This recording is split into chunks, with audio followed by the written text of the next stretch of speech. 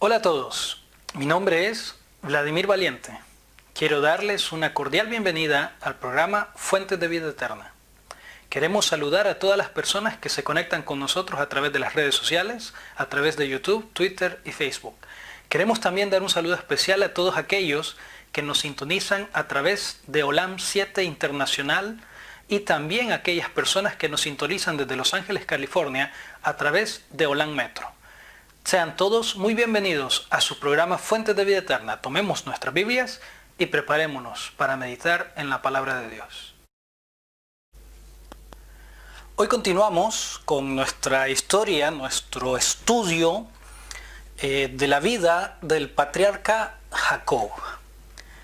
Como les señalé en el tema anterior, en el primer tema de esta serie, definitivamente para mí Jacob es mi personaje favorito de la Biblia. Justamente ayer hablaba con una persona sobre esto y esta persona me hacía la pregunta, oye, pero ¿por qué Jacob? ¿Qué tiene Jacob que te inspira tanto? Y mi respuesta fue sencilla. Para mí Jacob es el ejemplo perfecto de una persona que nace desgraciadamente marcada, como dijimos la última vez, con el aspecto de la lucha, de la pelea. Pero sobre todo Jacob es el ejemplo de conversión y estudiaremos esa conversión. Iremos paso a paso, pero claro, ahora estamos aún en las primeras reflexiones de la vida de Jacob. Pero llegaremos al punto culminante en el cual Jacob dejó de ser Jacob y se convirtió en Israel. Pero eso lo estudiaremos en temas siguientes. Así que ahora me quiero centrar en una porción de la Biblia que prácticamente nos narra o nos resume en realidad, porque es una porción muy pequeña, nos resume lo que pudo haber sido o lo que fueron las características de la infancia, la adolescencia y la juventud de Jacob. Y vamos a ir a Génesis 25, que es donde hemos estado encontrando todos los pasajes para estas reflexiones de Jacob.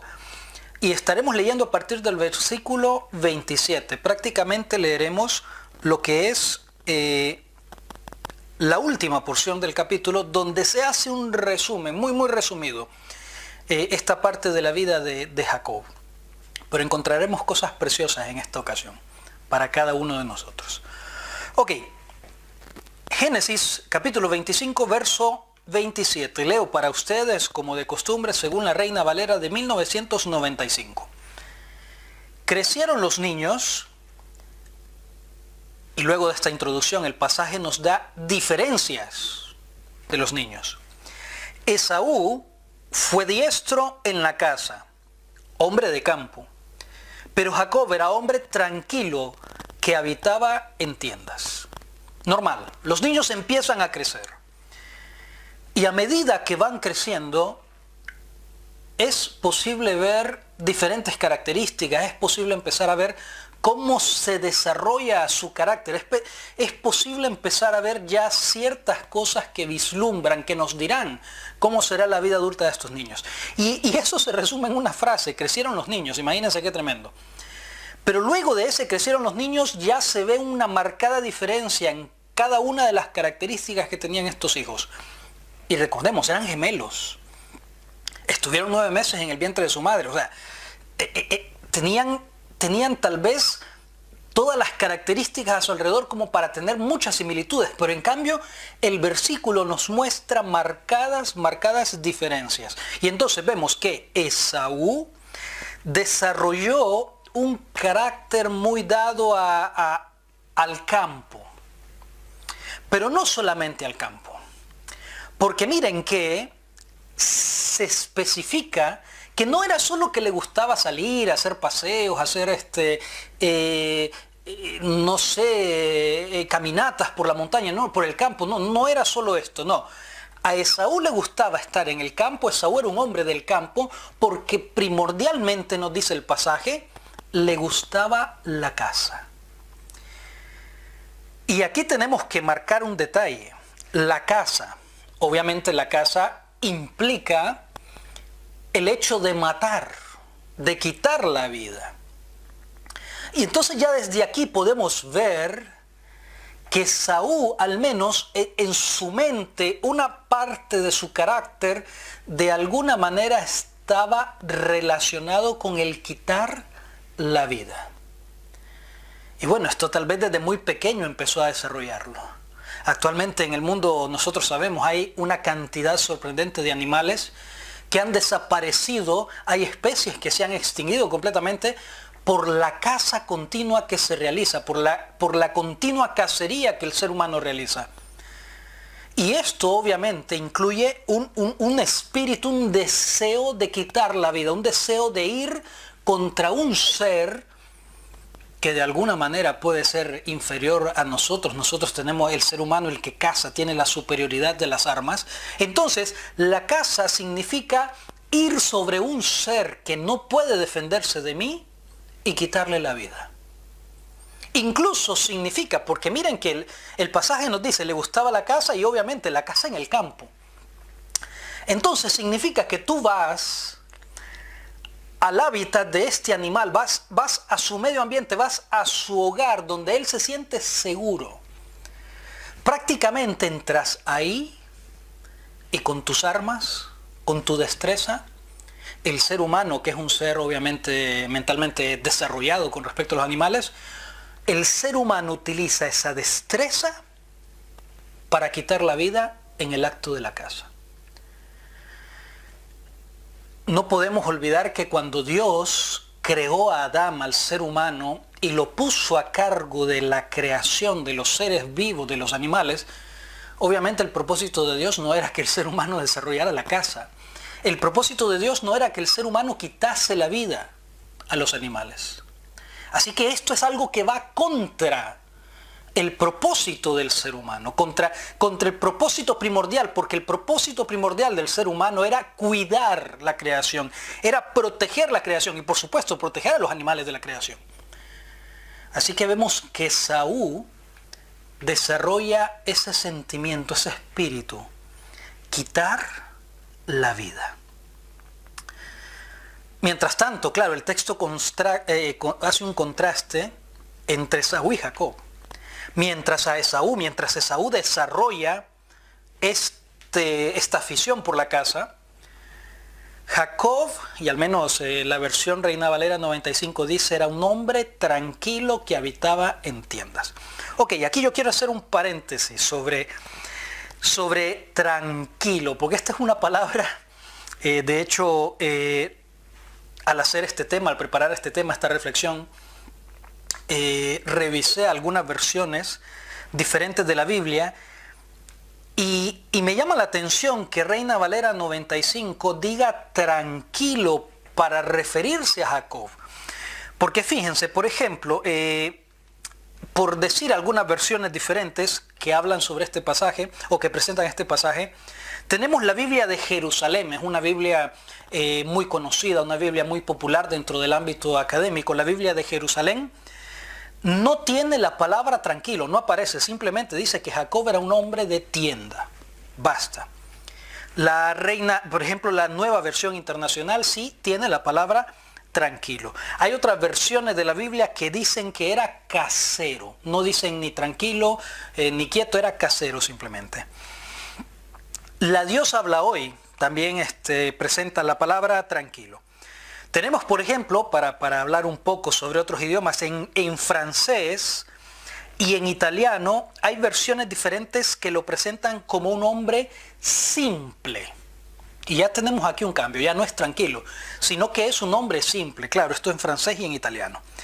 En inglés, la Biblia de King James, la versión de King James del rey James, presenta, que fue la primera traducción hecha al inglés oficial, presenta a Jacob como un hombre pleno. Y ahí ya tenemos un poco más de diferencia, tranquilo, simple, pleno. Miren que la diferencia viene de los otros idiomas, del francés, italiano y el inglés. Vamos a la Reina Valera 1960, que es una de las Biblias más populares, más leídas dentro del mundo cristiano, evangélico, protestante. Y tenemos que aquí la Biblia Reina Valera 60 presenta a Jacob como un hombre quieto. La Reina Valera 95, que es la que yo utilizo, lo presenta como tranquilo. Tenemos la traducción del Nuevo Mundo, lo presenta como un hombre sin culpa. Y quise dejar para el final la Biblia del Oso, una Biblia muy famosa, fue la primera Biblia oficial traducida al español, la primera Biblia completa, hecha por Casiodoro de Reina, el primer traductor oficial de la Biblia en lengua española completa. Y la Biblia del Oso lo presenta como un varón entero. Entonces, ¿con qué nos quedamos? Entero, tranquilo, casero, pleno, simple, sin culpa. ¿Cuál sería la correcta identificación que el texto bíblico nos hace de Jacob? Bien, pues entonces vamos a ir a lo que a mí me encanta, el hebreo. La palabra que se utiliza en este pasaje para definir a Jacob es la palabra tam. Tam, así como se escucha. De hecho, la Biblia presenta a Jacob, este pasaje presenta a Jacob como un ish tam. O sea, un hombre, ish tam, un hombre tam, y aún no quiero decirles aún el significado, pero quiero que aprendan esto. Tam es la palabra con la que se le define. Ok, tam en hebreo es un adjetivo calificativo que normalmente presenta o califica, presenta una característica del sujeto al que se está refiriendo. En este caso, Ish, Jacob. Nos presenta la Biblia, el texto hebreo, nos presenta a Jacob como un hombre tam. ¿Qué es tam? Ok. Tam aparece en el Antiguo Testamento un total de 15 veces. Un total de 15 veces tenemos tam en el Antiguo Testamento. Ahora miren esto. El significado básico de tam es perfecto. Perfecto. Otro significado que puede ser utilizado para tam es completo moralmente, o sea, completo de manera moral, una persona moralmente completa. También se puede entender como íntegro, perfecto, recto, y la nueva concordancia Strong también incluye el significado de quieto. Cuando vamos al diccionario Vine, que es un diccionario muy utilizado cuando se trata de palabras del hebreo y del griego del Nuevo Testamento, Vine lo presenta como un adjetivo que significa generalmente perfecto. De hecho, Vine nos comenta que Job 1.1, cuando se presenta a Job en el libro de Job, capítulo 1, versículo 1, y se le presenta como un varón íntegro, perfecto, la palabra utilizada es tam. Entonces, tam básicamente significa íntegro, perfecto, en un sentido moral. También puede significarlo en un sentido físico, pero sobre todo se refiere a un sentido moral. Ahora, yo les dije anteriormente que tam aparece en la Biblia en el Antiguo Testamento, un total de 15 ocasiones. Tenemos la palabra tam. Un asunto interesante. La Reina Valera de 1995, de esas 15 ocasiones en que aparece tam en el Antiguo Testamento, 14 veces lo traduce como completo, íntegro o perfecto.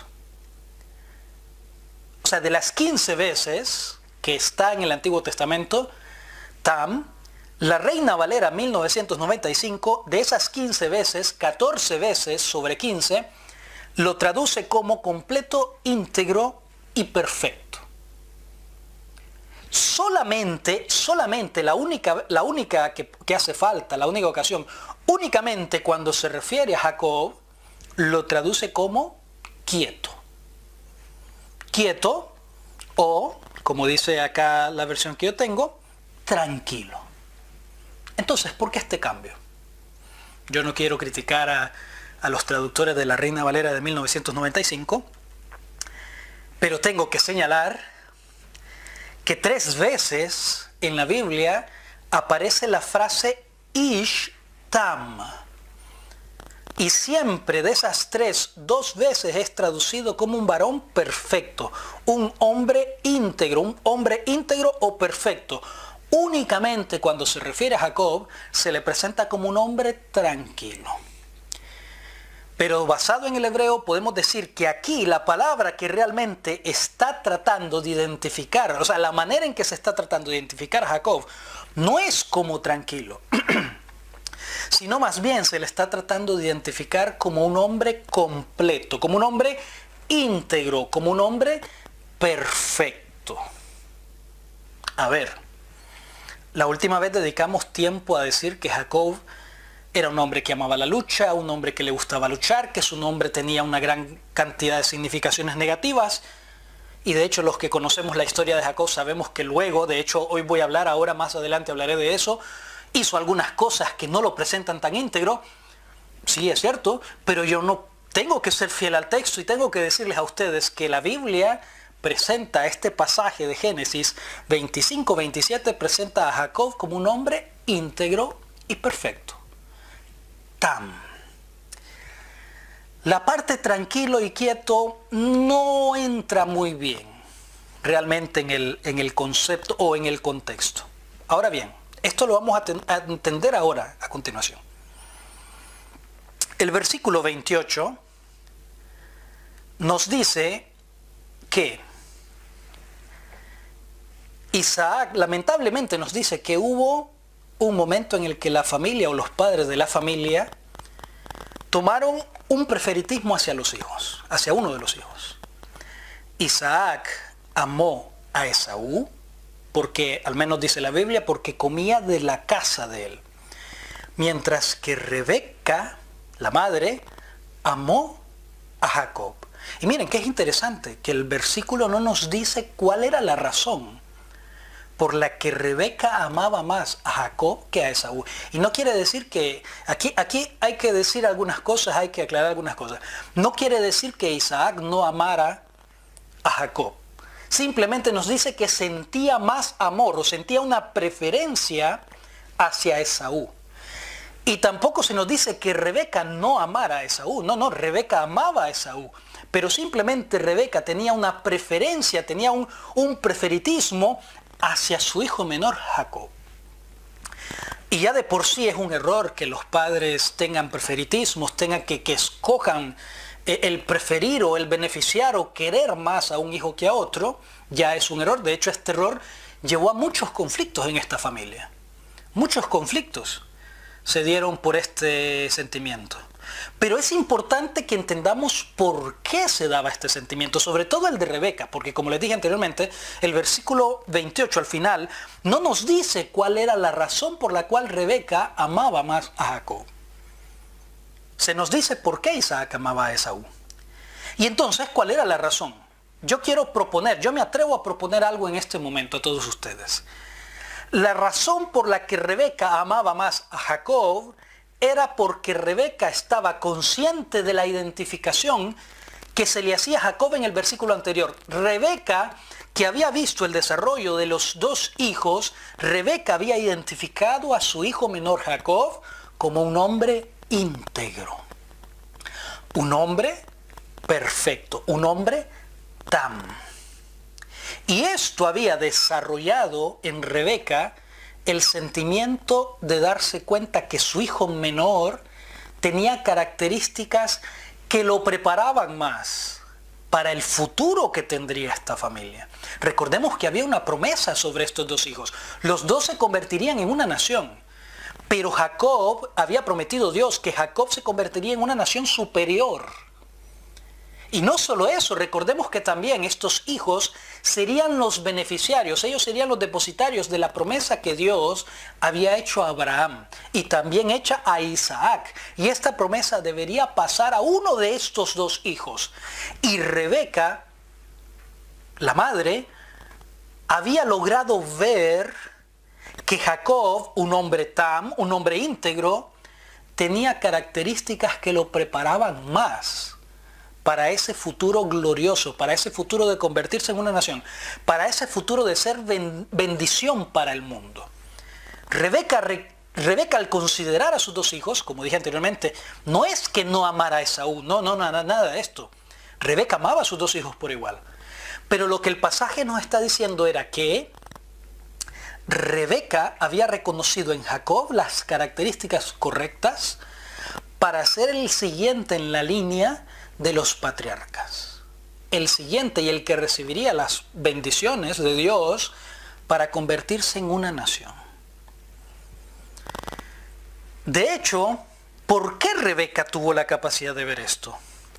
Yo creo que el hecho de que Esaú se la pasara todo el día en el campo, tal vez incluso complicó que se pudiese ver sus características, porque yo creo que si Isaac hubiera dedicado un poco de tiempo más a ver bien a su hijo mayor, se hubiera dado cuenta de que Esaú no tenía, lamentablemente, las características como para convertirse en el sacerdote de la familia. Y eso lo vamos a ver a continuación. Mientras que Jacob las tenía, claro. Esaú se la pasaba afuera. La verdad es que era difícil saber qué hacía afuera. Él volvía con los animales que había cazado. Pero no sabemos qué más hacía afuera. ¿Con quién más se relacionaba en el campo? No lo sabemos. No lo sabemos. Mientras que Jacob, que se mantenía en las tiendas. Y recuerden, esto, es importante aclarar, esto de mantenerse en las tiendas no quiere decir que se mantenía encerrado en casa, no. Simplemente se mantenía cerca del campamento. Se mantenía en el campamento, en la casa, en el hogar, mientras que el otro estaba fuera. Ahora bien, el versículo 29 nos recuerda que lamentablemente Jacob tenía una característica en su ser que no era tan íntegra.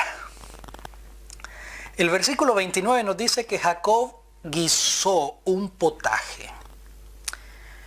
Y volviendo Esaú del campo cansado, conocemos la historia, Esaú está fuera cazando, haciendo sus actividades normales, vuelve cansado, agotado, y voy a hablar un poco sobre esta palabra agotado, porque es una palabra que no implica, o sea, tenemos que entender todas las implicaciones de esa palabra. Pero entonces Jacob, que desde pequeño había escuchado la historia, porque yo estoy seguro que su madre le contó la historia a Jacob. Mira, hijo, que cuando yo te concebí a ti y a tu hermano, ustedes dos se movían mucho en el vientre, peleaban mucho, y entonces yo fui a consultar a Dios, y Dios me dijo, el hermano menor será mayor. Y yo me imagino a Rebeca diciéndole a su hijo, mira, tú eres el menor y Dios ha prometido, Dios ha dicho que tú vas a ser mayor, tú vas a ser el más grande, tú vas a ser el más poderoso, tú vas a ser el que va a heredar las promesas de Abraham y de Isaac. Y Jacob creció con esa idea. Pero había un problema, que el mayor, el que tenía el derecho de heredar todo, era Esaú. Él era el primogénito. Y entonces Jacob mantenía en su idea siempre, en su mente, la idea de que él Dios había prometido que él recibiría las bendiciones, pero el problema era que era su hermano legalmente quien tenía derecho a esas bendiciones, porque era su hermano el primogénito. Y entonces Jacob constantemente, Jacob el que busca hacer caer, Jacob el que busca siempre cómo atacar de manera indirecta, Jacob siempre estaba buscando las maneras de obtener por la fuerza lo que Dios le había prometido. Y yo estoy seguro que Jacob ya había estudiado a su hermano, Esaú. Y Jacob sabía cómo volvía Esaú del campo. Y Jacob sabía qué platos le gustaban a su hermano Esaú. Jacob sabía cómo le gustaba la comida a su hermano Esaú. Jacob se había dedicado a estudiar a su hermano y se había dedicado a hacer el plan de cómo él obtendría finalmente la primogenitura. Y entonces se dio la ocasión y este día da la casualidad increíble que cuando Esaú vuelve del campo, en la puerta del campamento, Jacob está cocinando. Casualidades de la vida, ¿no? Jacob lo tenía planeado. Y estaba cocinando un plato que aparentemente era un plato que le gustaba mucho a su hermano. Y entonces dice el versículo 29 que Jacob guisó un potaje y volviendo Esaú del campo cansado. Esta palabra cansado la tenemos que entender bien, porque tiene muchas implicaciones. También se puede entender como árido, caluroso, sediento, fatigado. No solo era cansado, no. Esaú traía sed. Esaú venía sediento, venía agotado, venía fatigado, venía lánguido. O sea, Jacob buscó el momento adecuado, el momento en el cual Esaú se encontraba en una condición complicada, al volver muy agotado a casa. Y entonces, versículo 30, Esaú le dice, y al menos la Reina Valera 95 lo presenta así: te ruego que me des a comer de ese guiso rojo, porque estoy muy cansado. Como dije anteriormente, yo no quiero criticar a los traductores de la versión Reina Valera, pero en este pasaje tal vez, ¿cómo decir?, arreglaron un poco, trataron de embellecer las palabras de Esaú. Porque por la manera en que se encuentra escrita la palabra dame, te pido, te suplico que me des de comer, por la manera en que se encuentra escrito en hebreo, lo que realmente dijo Esaú, de hecho, no fue una petición. Esto se encuentra en hebreo en un imperativo. O sea, fue una orden realmente. Y aquí lo presentan como una petición. Pero lo que realmente dijo Esaú, si queremos tomar la traducción literal del hebreo, fue: hazme tragar. Así, se escucha muy feo y muy fuerte. Pero literalmente lo que le habría dicho Esaú a Jacob fue: hazme tragar de ese potaje porque estoy cansado. Y como le dije anteriormente, se lo dijo en una orden, era un imperativo. Hazme tragar. Esto nos dice incluso el comportamiento que tenía Esaú al solicitar cosas. Era un comportamiento bastante tosco. Pero bueno, tenemos que entenderlo. Estaba cansado, estaba agotado. Bien. Jacob, que tenía todo el plan preparado. Yo estoy seguro que cuando Esaú dijo estas palabras, dame, hazme tragar, quiero comer, yo estoy seguro que en ese momento Jacob pensó, ya lo tengo, ya es mío. Ese era el plan, ese era el propósito. Y miren qué increíble la actitud de un hermano, de un hombre íntegro. Y aquí tengo que hacer otro paréntesis. Cuando la Biblia llama íntegra a una persona, no es porque esta persona no peque, no es porque no cometa errores. Simplemente la Biblia o el hebreo antiguo, está especificando una característica superior, una integridad superior. Pero aún así existe la posibilidad de que esta persona íntegra cometa errores y defectos. Pero eso no quita que a Jacob o a otros se les llame íntegros. Pero entonces ahora lamentablemente vemos esa característica negativa de Jacob. Jacob le dice, hermano, ¿quieres comer? ¿Tienes hambre? Que vienes cansado, agotado. Sí, claro, hermano, come, yo te doy comida. No. El versículo 31 dice que Jacob respondió, ¿quieres comer? Está bien, yo te doy de comer. Pero primero me vendes tu primogenitura. Ahí tenemos al hombre íntegro perfecto Jacob. Véndeme tu primogenitura. ¿Quieres un plato de comida? Yo quiero los derechos que tú tienes por nacimiento.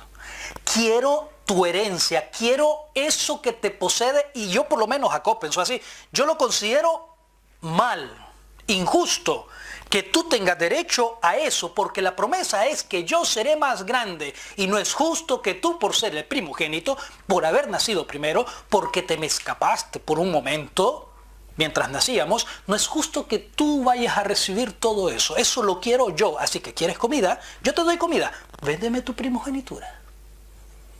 Ahora bien, aquí hay que señalar algo. Ahora yo me voy a dedicar a hablar un poco de Esaú, de las actitudes de Esaú. Esaú vuelve del campo, está cerca de su casa, Jacob está ahí con la comida, Jacob le presenta esta situación, y yo, por lo menos, yo creo que Esaú se pudo haber detenido un momento y pensar, a ver, tú quieres que yo te venda mi primogenitura, discúlpame hermanito, pero la primogenitura vale mucho más que ese plato de comida. Esaú pudo haber perfectamente continuado hasta la cocina, él era el primogénito de la casa. Él era el hijo del dueño de la casa. Él podía llegar y pedir cualquier cosa al chef, a los sirvientes, a las sirvientas. Él podía pedir cualquier cosa. Denme de comer, porque tengo hambre, punto. Y mi hermano allá no me quería dar de comer o me estaba ofreciendo que le diera mi primogenitura y yo no lo voy a hacer. Esaú pudo haber continuado hasta la cocina de su casa y pedir comida. Pero aquí vemos una característica interesante de Esaú. Esaú era el tipo de persona que ahora hay muchos en este mundo. Quiero esto y lo quiero ya. Así que Esaú tenía esa característica. Él deseaba las cosas de manera inmediata. Y entonces Esaú reflexionó y dijo, a ver, yo tengo hambre. Me estoy muriendo de hambre. No se estaba muriendo de hambre, obviamente. ¿Para qué pues me sirve la primogenitura? Ahora, tenemos que entender que aquí no solo se está hablando de la primogenitura, aquí Esaú está hablando de algo más. Estos chicos conocían la historia de su familia. Ellos sabían por qué Abraham, su abuelo Abraham, que aún estaba vivo en este momento, ellos sabían por qué su abuelo Abraham había dejado Ur de los Caldeos. Ellos sabían toda la historia de cómo Dios les había llamado a su familia, a ellos y a su familia, para conformarlos en una nación grande, para hacer un plan especial con ellos. Esaú lo sabía. Y por supuesto Esaú sabía que aquel que recibiese las bendiciones y la primogenitura, aquel que se convirtiese en el jefe de familia, sería el encargado de llevar a cabo este plan. Esaú lo sabía. Jacob también lo sabía. Y Esaú sabía que sobre todo ese plan incluía un proyecto especial de Dios para el mundo en el cual esta nación se convertiría en una luz para la humanidad.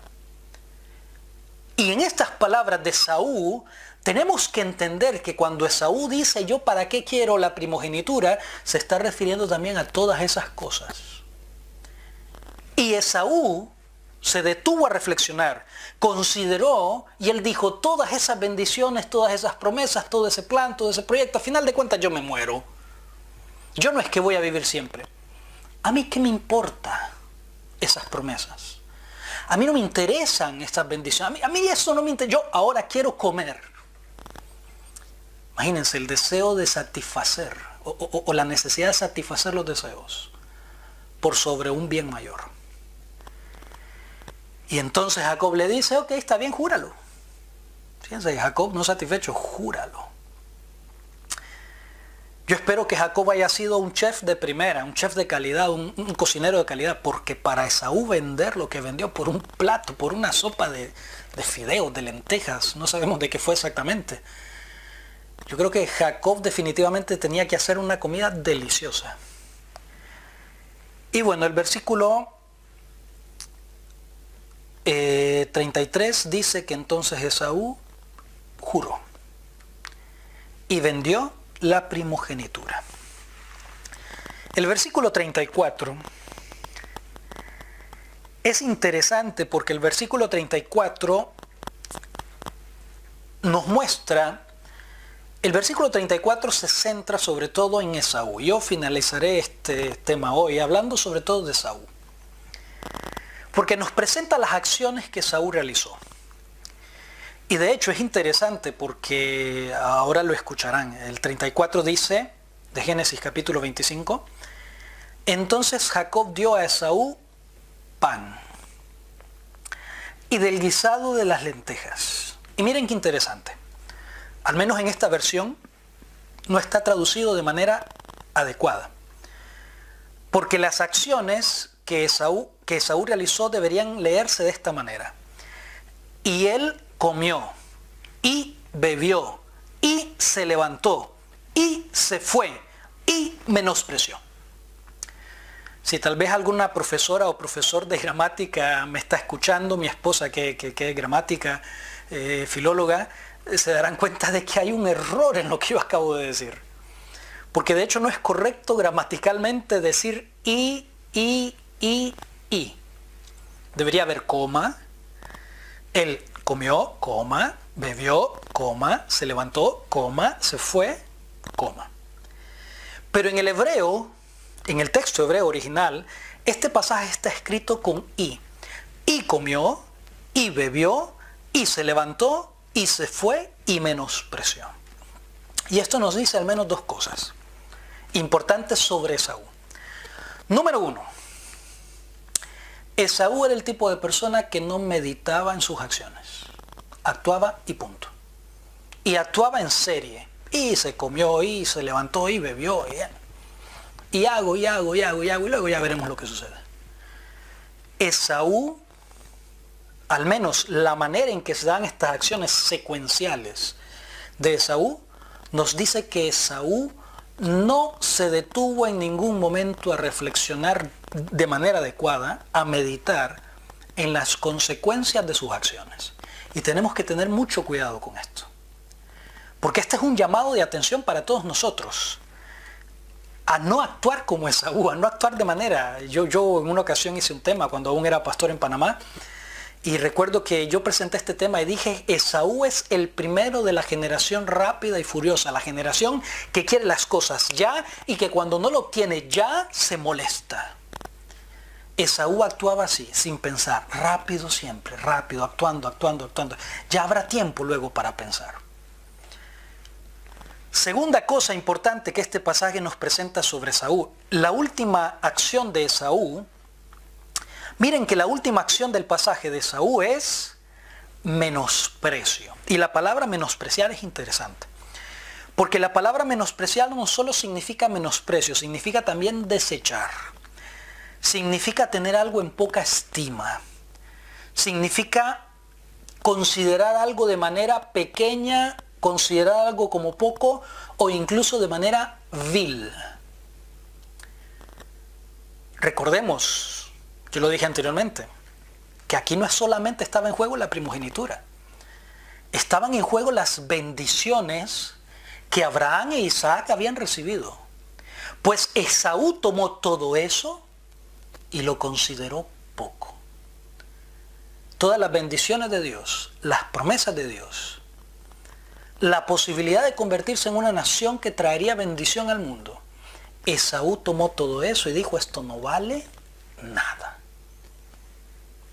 También una actitud que lamentablemente reina en el mundo en el que vivimos. Y como dije anteriormente, este es un llamado para nosotros, para que no actuemos como Esaú. Bien, hay una filosofía que dice el fin justifica los medios. ¿Lo que Jacob quería estaba mal? No. Jacob quería el privilegio de poder llevar a cabo los planes divinos. Jacob deseaba las bendiciones completas, la primogenitura, deseaba la herencia completa para poder convertirse en el sacerdote de su familia y poder llevar a su familia al destino glorioso que Dios tenía preparado para ellos y para él. Lo que Jacob deseaba estaba bien, pero los métodos que Jacob utilizó no fueron correctos. Y esta filosofía del fin justifica los medios no tiene cabida en la Biblia. No, señor. El hecho de que Jacob quisiera un fin bueno no justifica los medios que utilizó. Engañó a su hermano. Hizo un plan para engañar a su hermano. Y obtuvo, a través de un juramento y a través de un voto, algo que Dios ya había dicho que era de él. Algo que Dios ya le había prometido.